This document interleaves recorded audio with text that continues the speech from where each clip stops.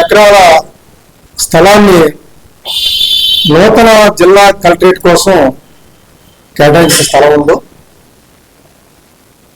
ఆ స్థలాన్ని మార్పు చేస్తున్నట్లుగా ఈ మధ్యకాలంలో మీడియాలోను ప్రజల్లోనూ కొంత చర్చ జరుగుతూ ఉంది.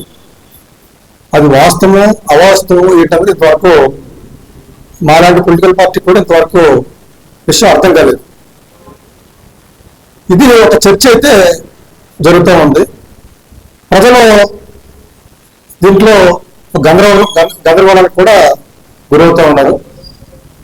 అందువల్ల ఈ అంశం మీద స్థానిక శాసనసభ్యులు అలాగే జిల్లా కలెక్టర్ గారు అధికార యంత్రాంగం దీని మీద క్లారిటీ ఇవ్వాలి, వివరణ ఇవ్వాలి.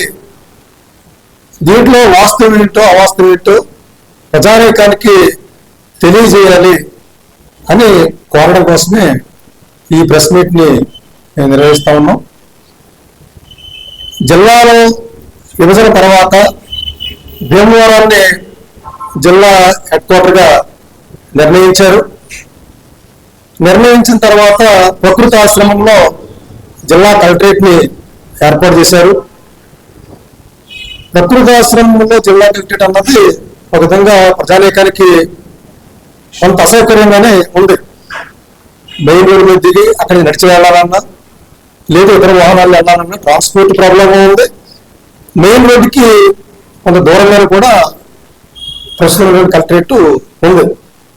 అయితే ప్రభుత్వం ఇది శాశ్వతం కాదు, శాశ్వతంగా మేము భవిష్యత్తులో ప్రజలకి అందరికీ కూడా అనుకూలంగా ఉండే విధంగానే మేము స్థలాన్ని కేటాయిస్తామని చెప్పి కూడా గతంలో వారు చెప్పారు.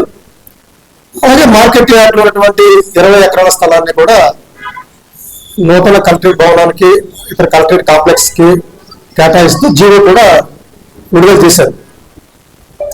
అయితే ఇవాళ మీడియాలో కానీ ప్రజల్లో చర్చ కానీ ఇవాళ ఏం వినపడుతుందంటే గతంలో కేటాయించిన 20 ఎకరాల స్థలాన్ని జీవోని రద్దు చేశారు, ఇక్కడి నుంచి అది వేరే చోటకి తరలిస్తున్నారు అనేటువంటి మాటలు వినపడతా ఉన్నాయి.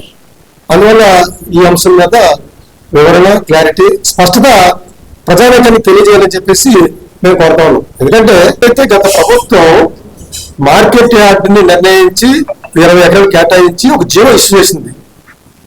అది ఉన్నంతలో అది మెరుగైతే అది మార్చాల్సిన అవసరం లేదన్నదే మా అభిప్రాయం. దాన్ని కొనసాగించమని మేము కోరుతున్నాం. ఇప్పుడు ప్రకృతి ఆశ్రమం అన్నది అది తీసుకున్నారు. దాంతో పోల్చుకున్నప్పుడు ప్రభుత్వం జీవో ఇచ్చి ఇక్కడ నిర్ణయించింది. అందువల్ల ఇది మెయిన్ అయిందే దీన్ని కొనసాగించమని మా పార్టీ తరఫున మేము కోరుతా ఉన్నాం. అది ఒకవేళ దాన్ని కొనసాగించకుండా మార్పులు జరిగితే ప్రజల్లోకి వెళ్ళి ప్రజాప్రతిని కూడగట్టి కార్యాచరణకు వెళ్తాం. మేము ప్రజలందరికీ కూడా ఇప్పుడు మన జిల్లాలో 7 నియోజకవర్గాలు ఉన్నాయి.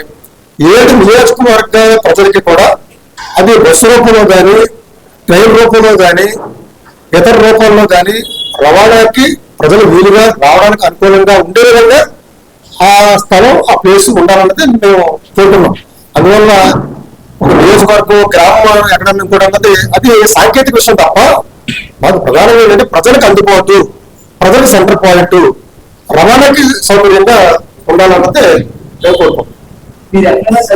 మీడియాలో ఏదైతే చర్చ జరుగుతూ ఉందో స్థలం మార్పు జరుగుతూ ఉంది, అది వేరే చోటకి తరలిస్తున్నారు అన్నది వాస్తవం అయితే అది ప్రజలకి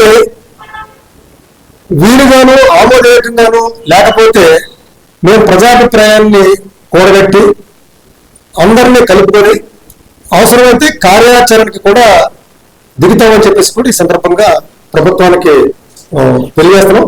ఇప్పుడు సిపిఎం పార్టీగా వ్యక్తుల ప్రయోజనాల కంటే ప్రజల ప్రయోజనాలు అది అత్యంత ప్రజల ప్రయోజనాలకి అనుకూలంగా ఉండాలి.